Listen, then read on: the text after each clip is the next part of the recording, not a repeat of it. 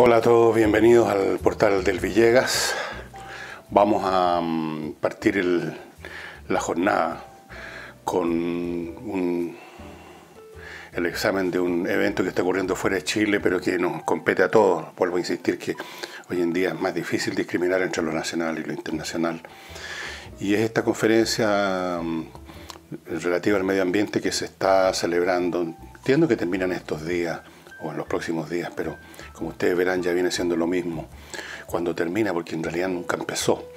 Se está celebrando en Katowice, Polonia, y la idea era generar reglas más específicas para cumplir con lo que se celebró con tanto aspaviento en París hace un par de años. En el intertanto de París a fecha, las emisiones de CO2, como les he contado varias veces, han aumentado enormemente. Y en esta reunión, en que se iban a determinar metas específicas para los países y cosas como esas, darle una expresión operacional a los tratados, los abrazos y a todas esas cosas, fue un desastre. Un desastre. No han sido capaces de ponerse de acuerdo ni siquiera en la retórica, y las cosas llegaron a tal punto que un experto consultado por me parece que por la BBC, ahí vi la noticia, manifestó que tal como están las cosas, casi sería preferible que no lleguen a ningún acuerdo, porque algún acuerdo pueden llegar al final, verbal, siempre se puede inventar alguna frase, pero sería preferible, dice este señor, que no se llegue a ninguna cosa, para no dar la sensación a las partes, como ocurre siempre en estos casos, que se llegó a alguna parte, que fue satisfactoria la reunión, que se está haciendo algo, porque a los seres humanos, tanto como individuos como colectividades, cuando en el fondo no tenemos ningún interés en mover un dedo por una materia cualquiera, pues no queremos hacer la inversión de tiempo, de dinero, de recursos, entonces, pero por otro lado tenemos cierta inquietud sobre esta situación, entonces buscamos un acomodo con el discurso, con la palabrería, para darnos la sensación grata de que se ha hecho algo, de que se está haciendo algo, que se va a hacer algo. Entonces parece que este experto prefiere que se queden por lo menos inquietos los países después de este desastre, generado en gran parte por países como Estados Unidos, Rusia, Canadá, Australia, China y desde luego los países árabes, que su gran y único aporte al mundo es el hecho de que están sentados sobre los barriles de petróleo y naturalmente viven en esos reinos, en esos principados medievales, viven del oro negro y no tienen ningún interés en que se produzca ninguna situación, ni siquiera la más leve, que pudiera significar una disminución de sus ingresos y de la vida palaciega que se dan. Pero no es necesario culpar a los árabes o a los rusos o a cualquiera en particular. Aquí estos son temas que abarcan a la humanidad entera, porque en otros casos han sido los países pequeños, los países llamados del tercer mundo, los que ponen problemas, empiezan con el discurso de que ¿por qué nosotros vamos a ponernos obstáculos, vamos a ponernos límites en el uso, por ejemplo, de tales o cuales combustibles, cuando en realidad los principales productores de estos gases contaminantes son los grandes países, lo cual es cierto.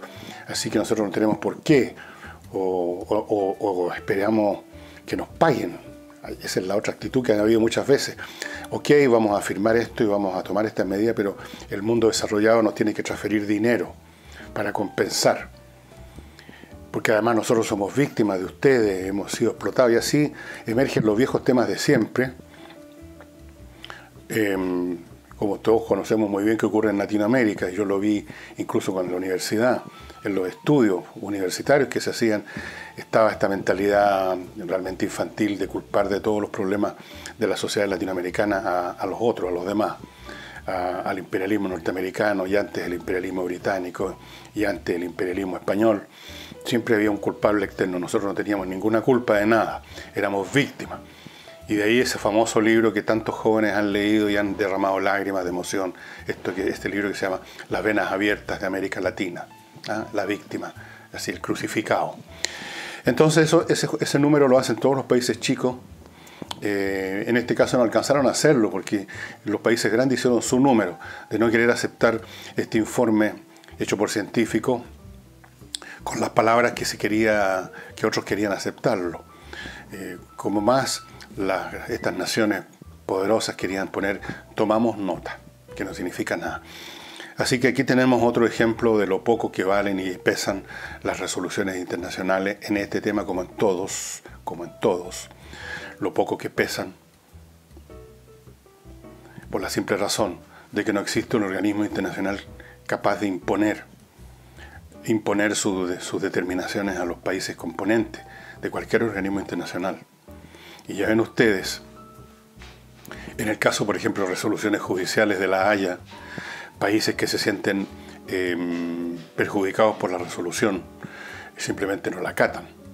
Recientemente fue China, cuando se presentó el tema del mar de la China a la Corte Internacional de La Haya obviamente que consideró que China no tenía ningún derecho a apoderarse del 90%, que eso es lo que es, del mar de la China, pasando por encima de los derechos de todos los demás países que tienen costas a ese mar. Y los chinos simplemente no le dieron pelota. ¿Y qué hizo la Corte Internacional de Justicia? ¿Qué puede hacer? Nada. Y recordemos nuestra situación, que casi nos llevó a una guerra, me acuerdo muy bien, porque yo estuve metido en medio de este asunto en el año 78. Después de varios años en que Argentina ya había rechazado el laudo arbitral del Beagle, y estuvimos al borde de la guerra, que no se produjo por verdadero milagro, les puedo advertir. Cuando estaban por enfrentarse las armadas de Argentina y Chile, hubo una tormenta que vino muy a tiempo para poner en una mala posición y situación a la Armada Argentina.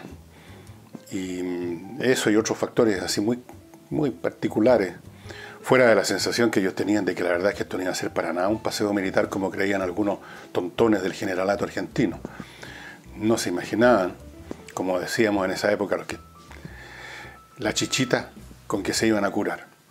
Pero lo pongo esto como ejemplo de que los países no tienen obligaciones reales para cumplir tratados internacionales cuando no les interesa. Así es que esto fue un desastre y no es muy difícil prever que, salvo que tengamos estos golpes de suerte que suele tener la humanidad de vez en cuando, simplemente la situación se va a deteriorar más y más y más y más. Y vamos a tener que adaptarnos a un mundo feroz, planeta feroz. Había una serie en Discovery Channel, creo que se llama así, no sé si existe todavía, Planeta Feroz. Bueno, este planeta va a ser todavía mucho más feroz y los que más van a sufrir, por supuesto, son los países más pobres, que tienen menos recursos para afrontar situaciones que se generen cuando los mares hagan perder sus casas, sus territorios, a gente que está en la ribera de los mares, porque el mar va a subir rápidamente, ya está subiendo de nivel por el derretimiento de los casquetes polares y mil cosas más. En fin, no tiene remedio. Así somos los seres humanos, parranderos, vivimos al día. Lo que venga mañana, a lo más firmamos algún acuerdo. Mañana nos hacemos cargo. Mañana en el camino se arregla la carga, etc. Y antes de continuar con los temas que tengo acá, entrando ya a los chilenos, les quiero recordar, estimados amigos, la línea de joyería Bohème, la Bohème. ¿Saben ustedes de dónde viene ese término bohemia? La bohemia, que se refiere a ese mundo noctámbulo, nocturno, de cafés, de trago, de amigos que se reúnen, de coristas, de cantantes de ópera que salen de la función a tomarse unos tragos. Todo ese mundo, entre de repente sofisticado y distorsionado. Ya les voy a contar algún día de dónde viene esto de la bohème, de cuándo y dónde se originó este concepto de este tipo de vida. Bueno, para adelantarles un poco, fue en París, siglo XIX. Bien, hay una línea de joyería entonces que se llama la bohème, que tiene particularidades muy especiales, no quiero olvidarme ninguna, así que las voy a ver. Todo está hecho naturalmente con metales preciosos, por supuesto. Pero aquí lo que vale es la línea, el diseño, lo hermoso que son la orfebrería. Creo que ya les he dicho, sí, les he dicho montones de veces, ya no voy a repetirme, que hay una especie de raíz cultural arábiga, morisca, en este tipo de joyería, como de Andalucía, como de Jerez. Y son muy hermosas. Y si usted quiere conocerlas y ver cuál de esas joyas va a regalar a su pareja, a su señora, a su polola, a sus hijas también, puede ser. Hay un sitio que ustedes están viendo a mi izquierda, baumex.com, donde pueden ver todo lo que hay, y ahí mismo yo creo, imagino, supongo, ustedes pueden hacer las compras. Y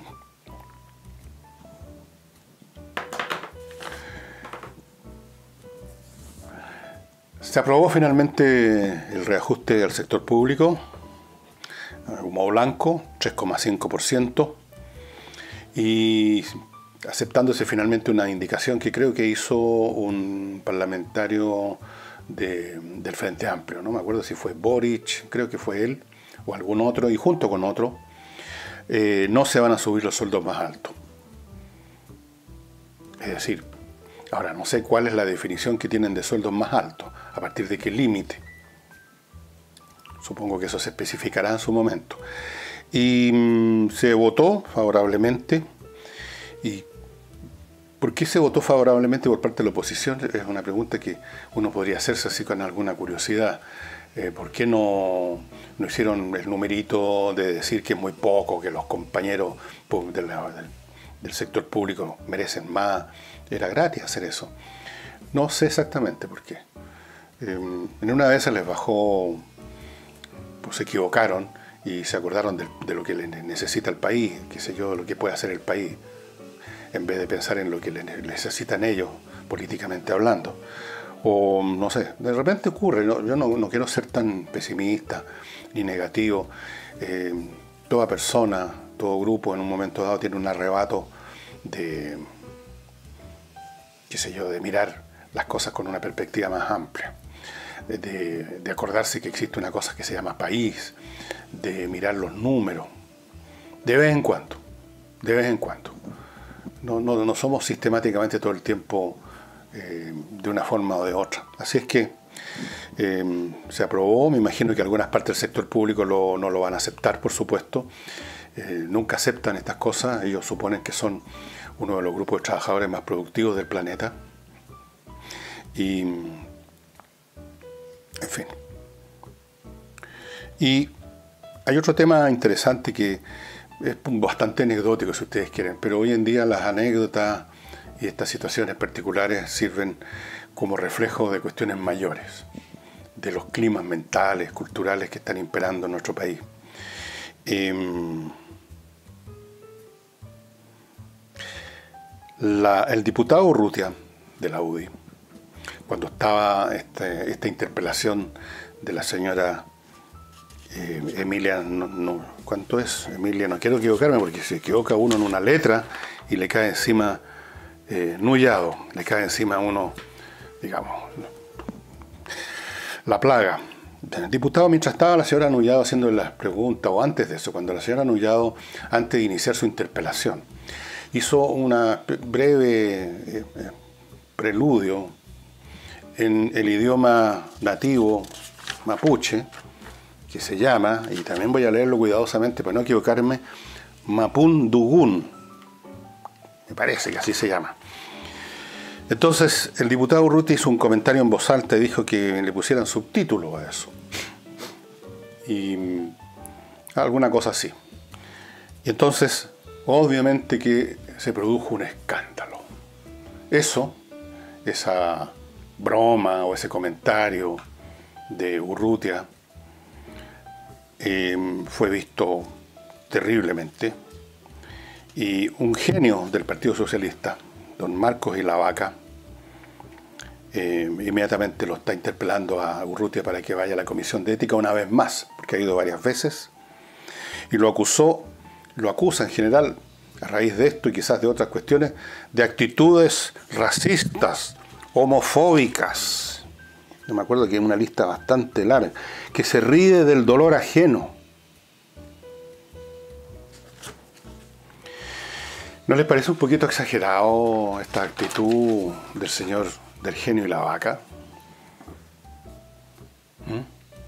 Urrutia dijo que en realidad si alguien se estaba burlando de alguien era la señora que habló en un idioma que no conoce nadie, incluyendo los propios mapuches. El 99% de ellos yo creo que no hablan una palabra del mapundugún.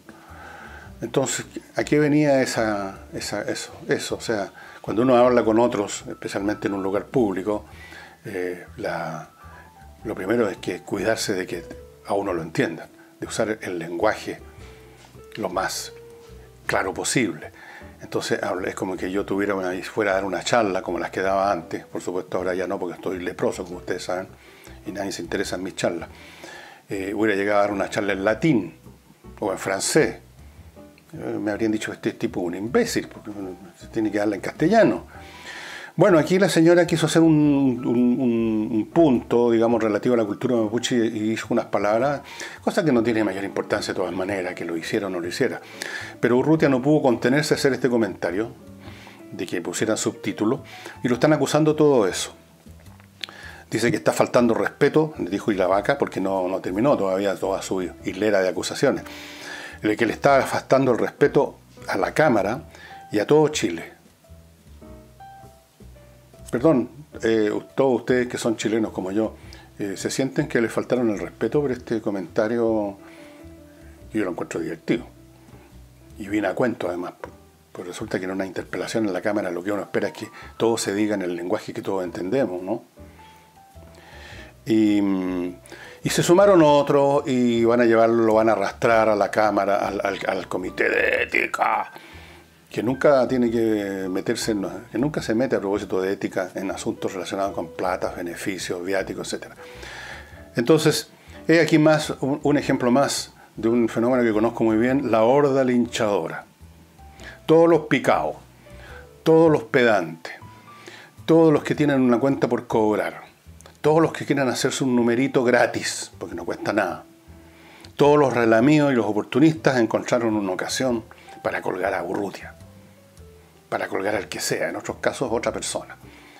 Vamos a colgarlo, miércoles, hagamos un número de corrección política, hagamos un número de que nosotros estamos insertos plenamente en las visiones humanistas, multiculturalistas, imperantes y legítimas.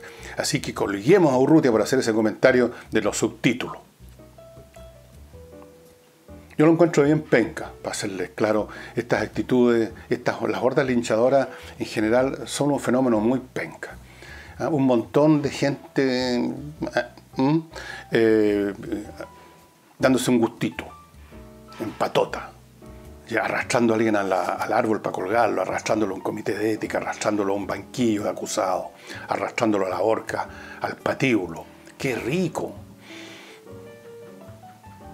Si están tan preocupados de la ética y aplican la ética por un comentario sobre los subtítulos, ¿por qué no se empiezan a mirar a sí mismos al espejo todos estos caballeros y estas damas? ¿Por qué no miran no observan sus actos? ¿Qué hacen con los dineros públicos? ¿Cómo votan las leyes? ¿Cuánto tiempo realmente dedican a estudiar las materias por las cuales el país los puso en el Congreso? ¿Por qué no miran lo que hacen sus coleguitas, sus camaradas, sus correligionarios? ¿Cuántas veces viajan al año? 50, 60 veces, aprovechando los recursos públicos de nuevo. ¿Eso no es motivo para llevar a alguien a una comisión de ética? No, pero si alguien dice, oiga, ponga subtítulo porque no se entiende lo que está diciendo esta señora, yo habría dicho algo parecido. Seguramente no me habría podido contener. Menos mal que no soy diputado. Así que a la comisión de ética el señor Urrutia, una vez más, ya lo han llevado otras veces, le han cobrado unas multas como de $500,000 o más, lo han amonestado. Por Dios que les gusta eso a cierta gente, subirse en un estrado que está como a 2 metros encima de uno y así. Está lleno de justicieros el país, en la prensa, en la televisión, en las revistitas. justiciero. Bueno, hay que tenerle mucho miedo a gente así en tiempos como estos, porque todas sus pequeñeces, todas sus penquerías, las lavan en un baño de acusaciones, a veces en un baño de sangre, en otras situaciones históricas. Se dan ese gusto, se cobran todas las cuentas pendientes. Así que todos se pusieron en esta nueva fila, la fila del Me Too ético, todos contra Urrutia, a reventar a Urrutia.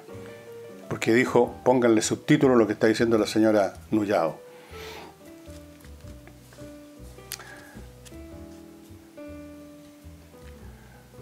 Quiero dar mi bienvenida a un nuevo auspiciador, si ustedes me lo permiten, que espero que esté con nosotros mucho tiempo. Por el momento va a estar con nosotros un poco tiempo, vamos a ver cómo funciona, todo depende de ustedes. Y es Top 10 Books, que ustedes están viendo, me parece, pero a mi izquierda más detalles. Top, de Top Gun, Top 10 Books. ¿Qué es lo que es Top 10 Books? Es un sitio chileno de venta de libros online. Es como la Amazon chilena, llamémoslo así. Si usted es persona que compra libros, póngalo, márquelo ya en su browser. ¿Cuál es la ventaja de este sitio? Bueno, la ventaja de todo sitio internet. Usted no tiene que moverse de su casa para recorrer el stock de libros. En Top 10 tienen un stock muy grande de todo tipo de libros. De libros de ficción, de no ficción, bestseller, no bestseller, clásicos, ciencia ficción, texto, de todo. Segunda ventaja, los precios son más baratos para cualquiera de los libros que ofrecen que lo que es promedio en las librerías convencionales. Ya van dos ventajas. Tercero, antes de 48 horas el libro está en su casa. O los libros. Así que es una tremenda oportunidad. Así como usted tiene probablemente, como yo, como muchos, marcado en su browser, lo tiene listo para ponerlo en pantalla a Amazon o AV Books o cualquier otra librería que a usted le guste de internet. Ponga Top 10 Books. Y recuerde que estamos acercándonos a la Pascua y regalar libros, por lo que viene una estadística, es la tercera cosa más preferida por los chilenos de regalar o de recibir de regalo, libros. Lo viene una estadística de una empresa de encuestas, de investigaciones de mercado, esas cosas que está investigando el Chile que ya viene. Y bueno, a mí me parecieron bastante raras muchas de los temas que investigan y que ellos consideran que son señales del Chile que ya viene. A mí no me parece que sea señal del Chile que ya viene, qué clase de marcas de televisores la gente compra. Pero en este caso esta información es interesante. Los libros son un regalo que interesa y uno sale del cacho del regalo fácilmente. Uno va, aquí en este caso, al sitio, escoge, marca, te llegan a ti, a tu casa, los envuelve, haces el paquete y los llevas de regalo. Súper simple, así que Top 10 Books, estimados amigos, no lo vayan a olvidar. Échense una miradita que al sitio es entretenido mirar libros, las carátulas, ver los temas, qué sé yo. Usted verá si compra o no compra en este minuto, pero ya vaya conociendo el sitio y márquelo en su browser. Y recuerde, los precios son menores. Hay una ganancia ya financiera, monetaria. Y el plazo de entrega es entre 24 y 48 horas. O sea, súper rápido esta cuestión. Y continuamos con un tema que hemos tocado acá antes y que tiene que ver con esta guerra por la supremacía entre China y Estados Unidos, que se libra en varios frentes, como lo hemos mencionado, el frente en este momento de la guerra comercial o cuasi guerra comercial y otros planos. Y uno de esos planos es el cibernético. Hace un par de días hubo un masivo ataque cibernético a la base de datos de la cadena hotelera Marriott, con el fin de sacar datos de los millones y millones de personas que han sido huéspedes de esa cadena hotelera. Y ahí están los datos, sobre todo, de las tarjetas de crédito con que la gente paga su estadía en el hotel. Y según las investigaciones de los organismos de inteligencia americanos, este ataque viene de China.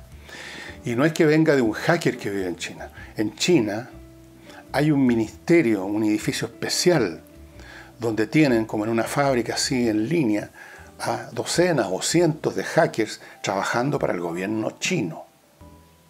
Y a propósito de eso, oficiales del FBI le hicieron un briefing a gente del Congreso en Estados Unidos respecto a las múltiples formas que toma el espionaje chino, en parte por medio de mecanismos, de medios cibernéticos que hacen cosas como esta. No es primera vez que se meten en bases de datos masivas y de esta manera obtienen datos de millones de personas, no simplemente para robarles plata al banco por medio de la tarjeta de crédito. Obtienen más datos de esas personas y en medio de esa redada gigantesca de millones, en esa especie de pesca de arrastre, caen personas que son de interés.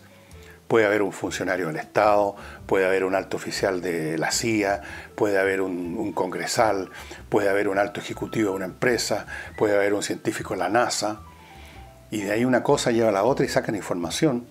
Y el robo es masivo de información. Fuera de eso, de los cientos de miles de estudiantes chinos que están en Estados Unidos, contaba este agente del FBI, todos prácticamente los chinos que son enviados a estudiar a Estados Unidos entienden, y a algunos se les recuerda expresamente, que tienen que traer algo de vuelta a su país que los envió. A cambio de la beca que les dieron, tienen que traer alguna información. Y a esos estudiantes, o incluso a sus turistas, usted ya está viendo que hay turistas chinos, unas masas de chinos, que son bastante desagradables, bastante maleducados, dicho sea de paso. Si usted se ha topado con ellos en un avión, ya sabe a qué me refiero. El espionaje es enorme.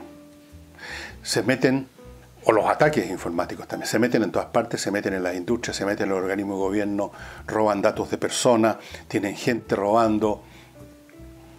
Es una verdadera guerra. Y esto no va a terminar bien. China fue durante gran parte, prácticamente toda su historia, un país, una nación, un imperio, una sociedad encerrada en sí misma. No salía de las fronteras de China, de su territorio. Y no tenían interés, consideraban que el resto del mundo eran bárbaros. Cuando llegaban los occidentales, qué sé yo, en el siglo XVI, XVII, XVIII, XIX, a tratar de establecer un contacto, no les interesaba. Llegaban los europeos con algún regalo, qué sé yo, mecánico, un reloj. No lo consideraban un juguete, lo consideraban como un tributo. Las naciones de Occidente estaban haciéndole tributos al emperador chino. Bueno, esa arrogancia fantástica se acabó en el siglo XIX cuando los europeos simplemente llegaron con sus cañoneras y los forzaron a los chinos a toda clase de situaciones. Los forzaron a comerciar, les forzaron el comercio del opio, le sacaron puertos que se convirtieron en zonas autónomas europeas con sus propias leyes. Hicieron lo que quisieron con China, porque China era un país tecnológicamente atrasado. Todo ese refinamiento, toda esa elegancia, toda esa tradición no sirve de nada frente a una ametralladora Maxim. Entonces ellos tenían cañones de porcelana, por así decirlo, no servía de nada. China ahora está en una postura completamente distinta. China tiene un tremendo poder y pretende desplazar a Estados Unidos y está actuando de forma muy agresiva en todas partes del mundo. En todas partes del mundo, el mar de la China es increíble, se apoderan del 90% de un mar e instalan estas islas artificiales, armadas hasta los dientes. Luego económicamente se meten por todas partes, se compran a las élites de estos países africanos de opereta, con préstamos que después no pueden devolver. Entonces, bueno, no nos devuelvan el préstamo, pero entonces este territorio es de nosotros. Y meten sus negocios y depredan por todos lados. Ojo con los chinos. Y los norteamericanos están muy saltones porque además les han robado a ellos y a los europeos una cantidad enorme. La política de los chinos, según esta gente del FBI, es robar, reproducir y reemplazar. O sea, primero se roban una idea, un mapa, un plano, un diseño norteamericano, por ejemplo, luego lo replican, hacen una copia a la pata y luego reemplazan con esa copia a la pata el producto original. Es lo que ha pasado con empresas que van a instalarse en China. Para que les den el permiso de instalarse, tienen que entregar sus secretos industriales. Entonces, por un tiempo estas empresas instaladas en China hacen su negocio, hasta que, gracias a que entregaron sus secretos industriales, aparecen como misteriosamente 20 empresas chinas, avaladas, sostenidas, financiadas, etcétera, por el Estado, que hacen el mismo producto a mitad de precio, porque claro, los chinos pueden hacer empresas con obreros pagados a 1 centavo por hora más o menos. Y entonces la empresa norteamericana se tiene que volver a su casa con la cola entre las piernas. Y lo están haciendo en todo orden de cosas. La tecnología militar china es prácticamente en forma total copiada de tecnología militar americana y de tecnología militar rusa. Toman las cosas, las copian, les ponen un par de mejoras o desmejoras, porque la calidad no es el fuerte de los productos chinos, y así ha sido. Entonces, esto no va a terminar bien. Las cosas se están calentando. En el mar de la China, recientemente, un comandante de la Armada China sugirió, y esto fue publicado en un diario chino, lo cual significa que tiene el visto bueno del Partido Comunista Chino, fue publicadas unas declaraciones del comandante chino en el sentido de que había que embestir a los barcos americanos que hacen estos recorridos por lo que ellos consideran, los chinos, un mar soberano de China. Hacer un poco lo que hicieron los rusos en el Mar Negro con un barco ucraniano que ustedes deben haber visto en televisión, tienen que haber pasado estas imágenes, y si no, véanlas en YouTube, les tiran un barco encima. Los chinos ya han hecho eso alguna vez, pegándole unos pencazos de lado a un barco, a un destructor norteamericano, que no hizo nada, no reaccionaron. Pero esas provocaciones van a terminar mal algún día, van a terminar muy mal. Entiendo que en este mismo momento, mientras hablo, el alto mando y el alto mando político y militar norteamericano está pensando ahora en términos de contrarrestar a los rusos, que están en las mismas posturas hostiles y agresivas de los chinos. Están pensando en mandar un grupo de trabajo de tareas militar, o sea, naval, al Mar Negro. Ahí vamos a ver qué pasa. En el Mar Negro han habido provocaciones rusas impresionantes contra barcos americanos. El panorama mundial no es muy sonriente, no nos sonríe mucho. Y finalmente, antes de irme, les recuerdo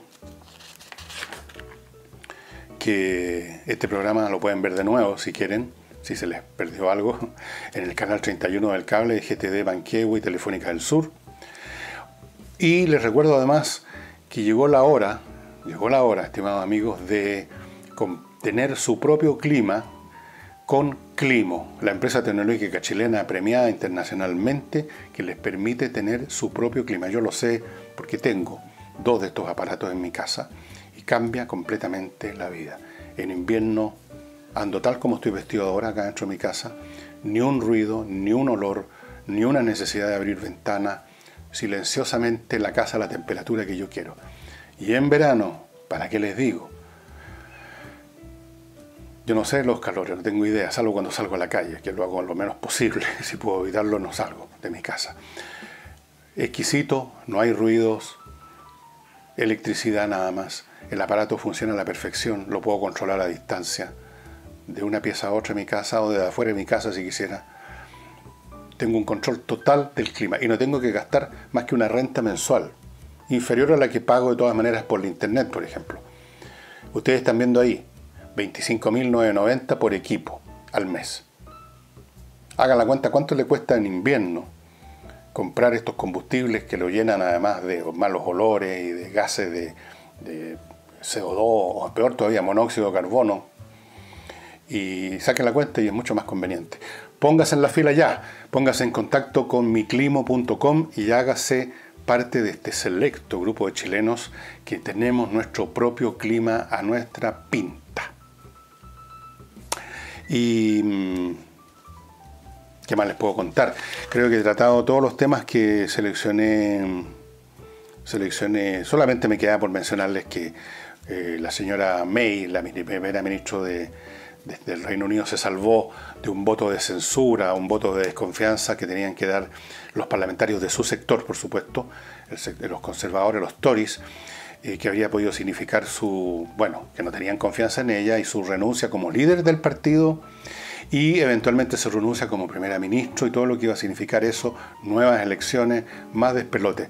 Así que yo imaginé que lo que pasó, que en última instancia aún los más feroces enemigos, muchos de esos feroces enemigos de la señora May iban a pensárselo dos veces y no iban a querer agregar benzina al fuego, y el voto no alcanzó a tener el número suficiente como para que pasara eso de que ella ya no fuera más líder del partido de los Tories, de los conservadores. Así que ahí está la cosa, pero sí que la situación en Inglaterra es muy confusa, porque el Brexit, amigos míos, aquí termino, es como una caja, imagínense una caja de zapatos llena de caca. No importa por dónde metan la mano ustedes, si por este lado, si por este, la van a sacar con caca. Lo mismo con el Brexit. Es tan mala la idea en sí misma de retirarse de la Unión Europea que sencillamente no hay plan, no hay deal, no hay trato con la Unión Europea que pueda ser teóricamente mejor que otro. Solo pueden haber tratos peores que otros. Y esa es la situación en la cual se están dándose vuelta y vuelta y vuelta y vuelta en Inglaterra, porque están tratando de cuadrar el círculo y eso es imposible. Y eso sería todo, amigas y amigos. Espero verlos, o que me vean más bien, mañana. Y ya estoy pensando cuál va a ser el tema cultural del sábado. Quizás les podría adelantar algo. Por lo menos va a ser uno de los protagonistas, va a ser un filósofo de verdad. No estos que se presentan como filósofo. Un filósofo chileno muerto en Suecia hace no muchos años. Hasta mañana.